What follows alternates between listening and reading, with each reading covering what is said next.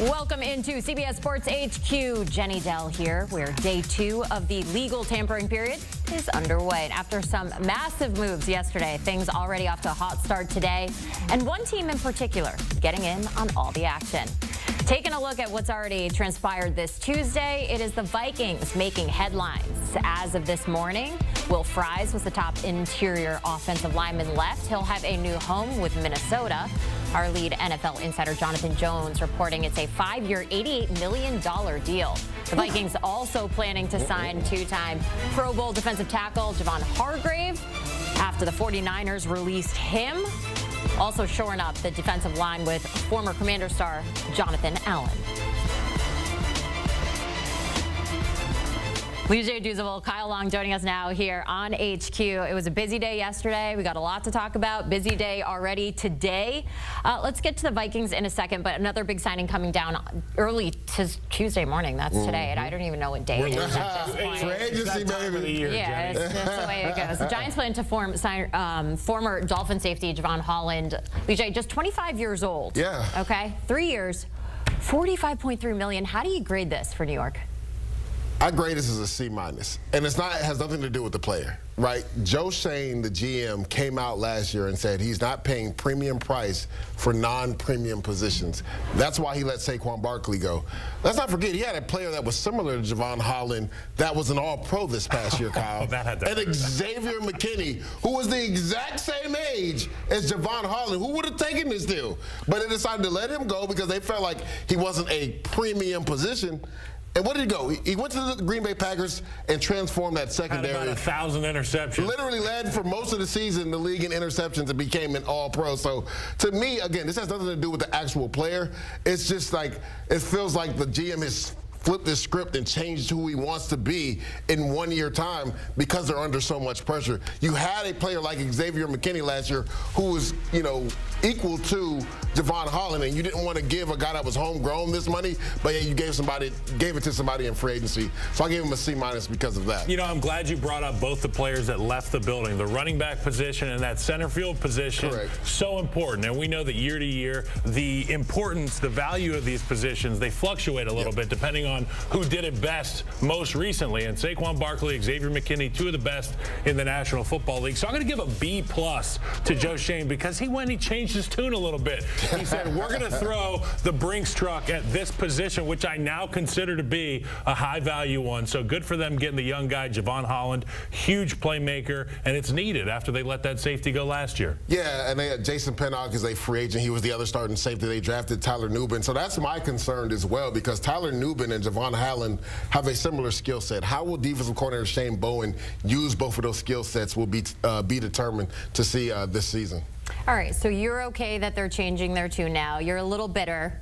Don't change They better change their tune. They have to do something. Like we always say, had that same energy. Had that same energy. Okay. They need to change a lot. And they did, especially quarterback Daniel Jones, now gone, signing a 1-year deal with the Colts. $14 million. They can reach up to $17.7 million for Daniel Jones. 13.15 fully guaranteed. That seems like a really strong deal for him. Grade it for me, Lee. It's a B+, right? They needed somebody to come in and push Anthony Richardson. That team was held back by its quarterback and has been the last 2 years. And again, you go back to that one game where he decided to take himself out of the game, right? How do you look the offensive line in the face after they're in their play in and play out when the defensive line is rotating and yet your quarterback, who's supposed to be your leader, comes out and says, well, I just needed a break, but then doubled down and talked about it after the game. Like, it's hard to look at those grown men in the eye and tell them that you're the leader and they're supposed to follow you when you do things like that. So I thought it was imperative for them to bring in a veteran quarterback that could push Anthony Richardson potentially for the starting job. Now, I know we're going to talk about the Vikings later. The thing that sucks for Daniel Jones and Anthony Richardson, they lost 2 of their starters in the interior of the offensive line, which was really good at run blocking because Jonathan Taylor has been one of the top backs in the league because of that interior offensive line. So this is a scenario where Daniel Jones was kind of like the same thing with the Giants where he didn't have the protection up front. So it'll be interesting to see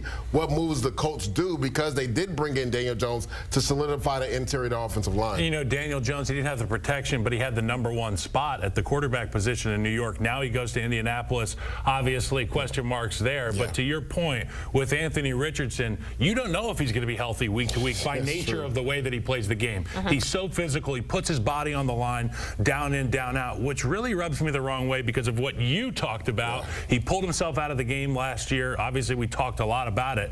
But when you're the quarterback, particularly the most physically gifted guy on the football field like Anthony Richardson is, you cannot take yourself out. No. Hopefully, Daniel Jones can rub off on him a little bit because if there's anything that Daniel Jones is, it's pretty tough. Yeah, he is. All right, so QB competition there. At this point, who do you think has the edge? If it's got to be Anthony Richardson. Yeah, you took him top 5 in the draft for a reason. He has the edge. Daniel Jones is going to have to go in there and win this job. Okay, we were talking about the Vikings making those big moves. Will Fry's one of them as of this morning. He was a top offensive line left, and now he's all taken up. It's a lot of money, guys. 5 years, $88 million. We saw a big rise and a lot of promise from Fry's before he broke his tibia, just a handful of games into last season. What do you make of this move, Leger? I know Kyle has to love it. The guards are finally getting some respect in this league, man. They're getting paid upwards to 15, 16, 17, 20, $21 million. And this was a home run hit for the Minnesota Vikings. Another guy that they signed, Ryan Kelly, who was the center for the Colts. So there's already some synergy between him and Will Fries, right? Because this was an issue, Kyle. You go back to that Rams game in the playoffs. The Vikings offensive line gave up 9 sacks. Yeah. Now, again, they did blitz off the edge with some corners, but the interior guys, Kobe Turner and Neville Gallimore, they both had at least a sack and a half, right? Kobe Turner had 2, Neville Gallimore had 1.5. So this was an issue for this Minnesota Vikings team, and it wasn't just that last game in the playoffs versus the Rams.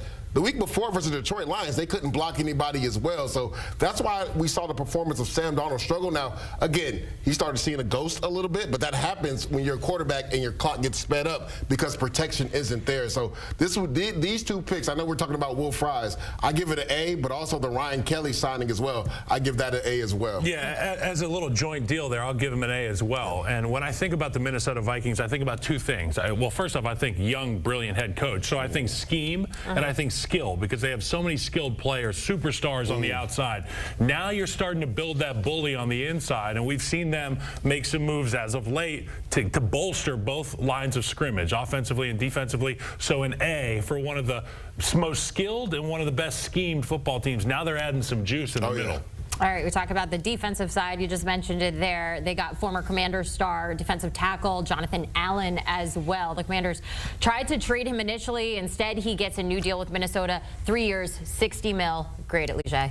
That's a B+, man. And Kyle kind of alluded to it, right? Building it in the trenches. They know they have to face that bully of the North in the Detroit Lions, right? They had an opportunity in Week 18 to win the division, but they got beat up in the trenches. So when you talk about a team that's trying to change their stripes and figure out we have to be more physical, right? Let's go get some offensive line help. Let's go get some defensive line help and be more physical than everybody else in the division. I think that's what Kevin O'Connell is looking at. He was like, we got to chase the Green Bay Packers who run the ball with Josh Jacobs. We got to chase the Detroit Lions who have a 2-headed monster in the backfield.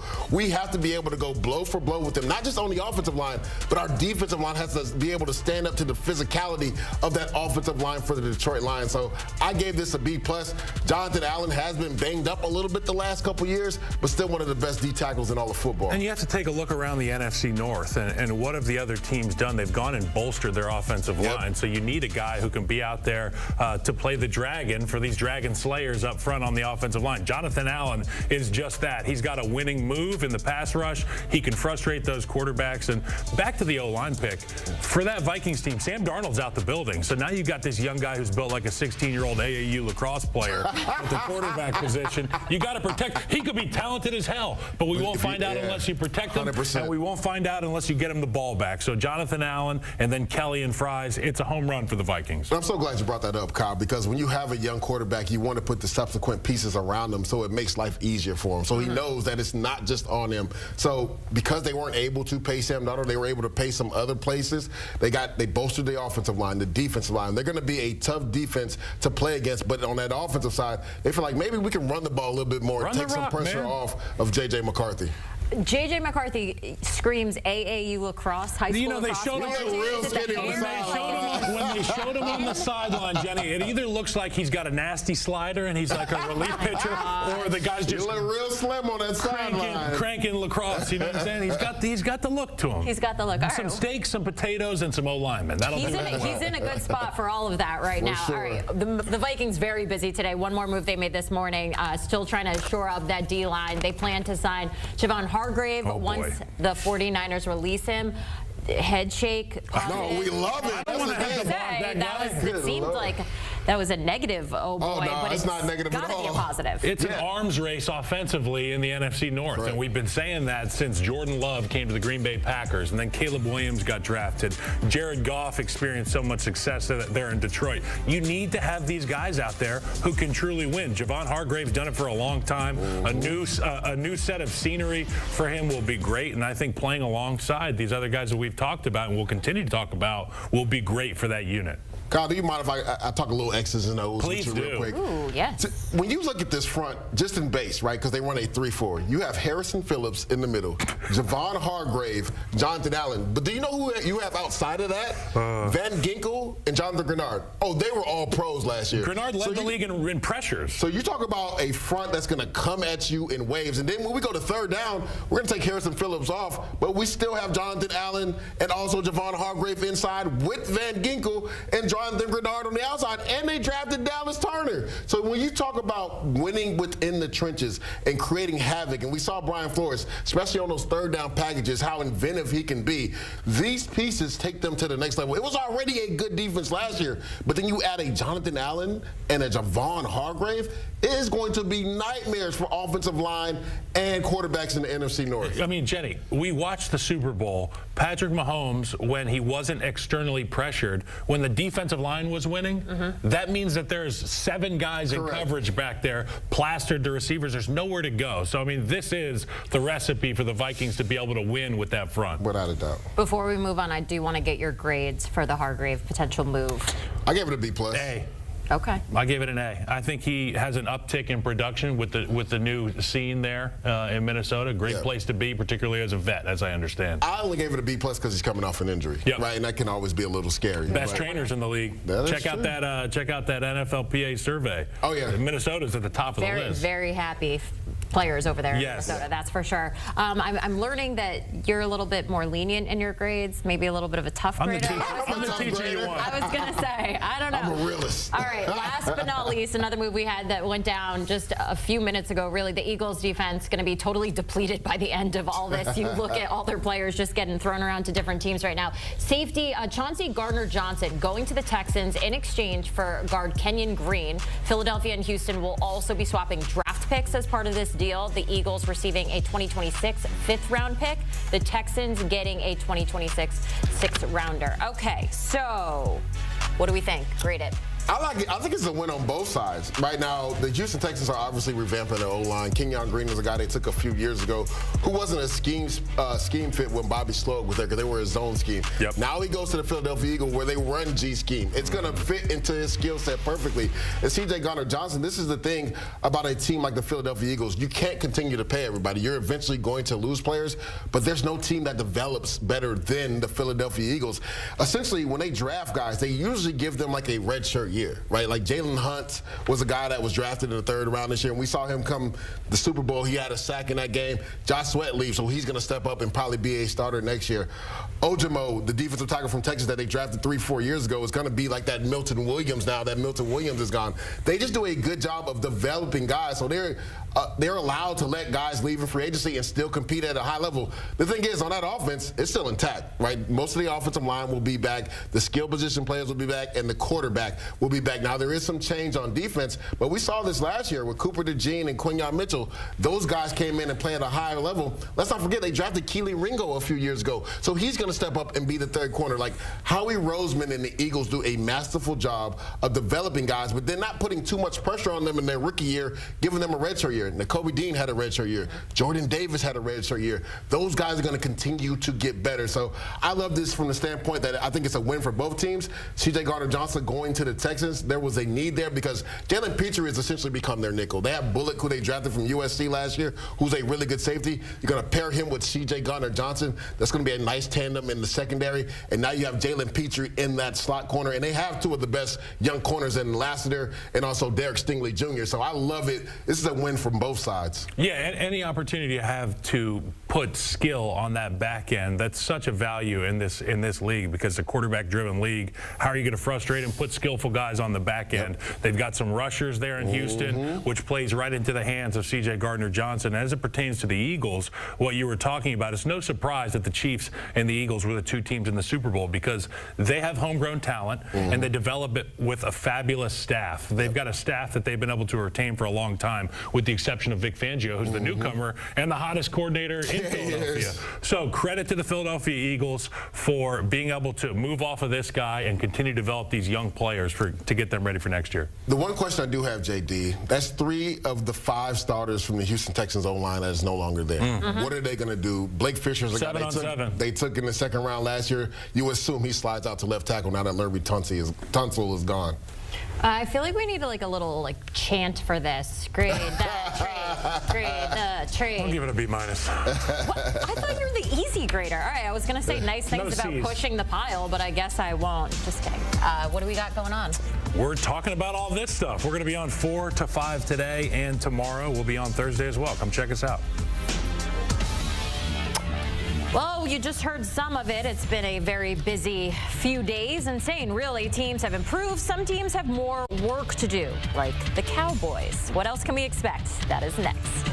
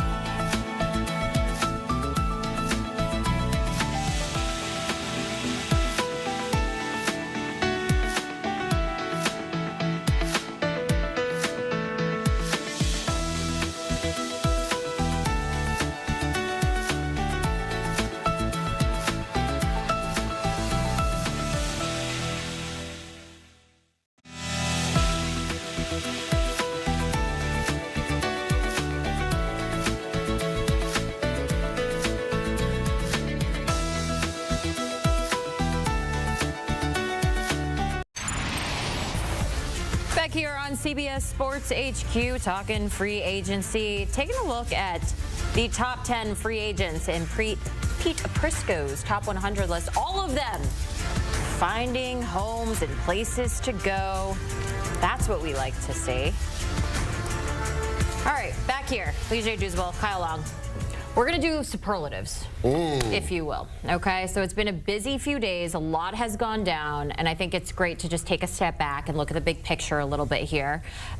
Biggest signing so far. Lee-J, we'll start with you. What would you say it is? It was a team that we were just talking about in nauseam, the Minnesota Vikings. I think Byron Murphy going back there. All three of their top corners were free agents. When you talk about Shaq Griffin, Byron Murphy, and then also my guy from the Patriots, Gilmore. Gilmore was a free agent as well. So they were able to get Byron Murphy, and he's perfect for Brian Flores' defense. He's a guy, JD, that can play outside at corner, can play in the slot. And he was a Pro Bowl guy last year, so he was going to have a big market. And for a second, I thought he was going to lead the Vikings. And I'm like, you sure you want to do that? Because your top three guys are free agents. Now, they did sign Isaiah Rodgers, which I like that signing as well, but they needed Byron Murphy. He kind of connects that secondary in the back end. So to me, that was the biggest signing. And the funny thing is, it wasn't like he signed to a new team. He re-signed to his team. But I thought that was a must-do for the Minnesota Vikings. With all that went on in New England last year, with Gerard Mayo's hiring and subsequent firing, and then them turning the keys over to Mike Vrabel,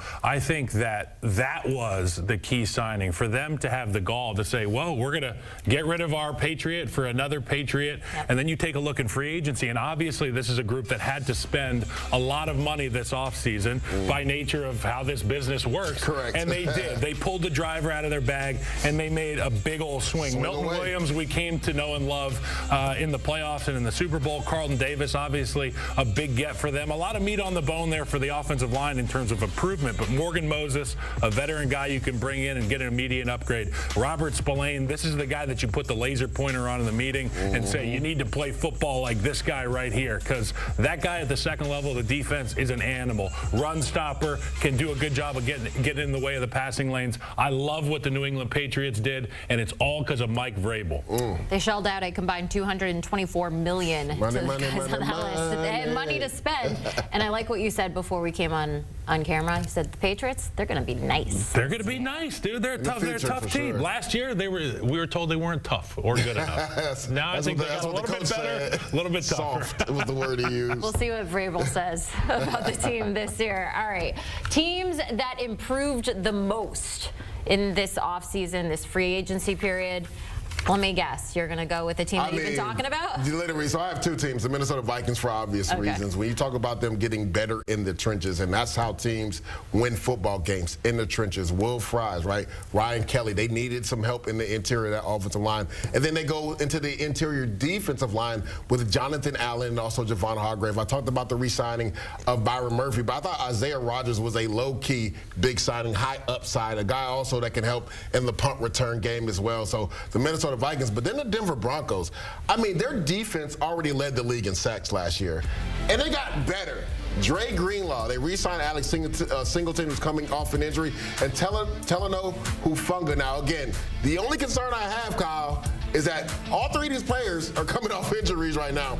But when they're healthy, these are three of the best players in the NFL. Alex Singleton doesn't get the respect that he's truly due. But just ask the people in that locker room in Denver what he means to that defense, and they'll tell you. Dre Greenlaw, we saw that he was the best player on the field 2 years ago in the Super Bowl. Even in the first half of the game that he played in this season, he was the best player on the field. So if he can be healthy, he gives them another boost on that defense. And then Talanoa Hufanga with Brandon Jones can make one of the best tandems at the safety position in the NFL. These are all star names you're naming, and you have to remember that arguably the best defensive player in the league is already in that locker room. So the pressure isn't on those guys to go be that. They can go be tremendous role players and support for the Denver Broncos. But the group that I want to talk about is my Chicago Bears. They went out there, and you want to talk about a driver. They took it's a par 5. They went driver off the tee box, and then they walked up to their ball, didn't even put the driver, and hit it again right onto the green, and then they nailed their putt. They went out there and they got Joe Tooney from the Kansas City Chiefs, who in my opinion